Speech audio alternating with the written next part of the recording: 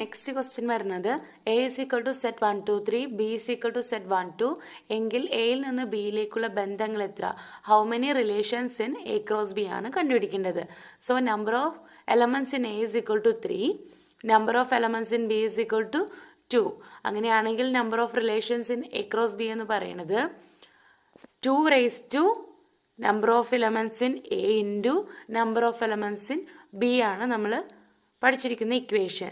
So here number of relations in A cross B is equal to 2 raise to 3 into 2, that is 2 raise to 6, which is equal to 64 is the answer.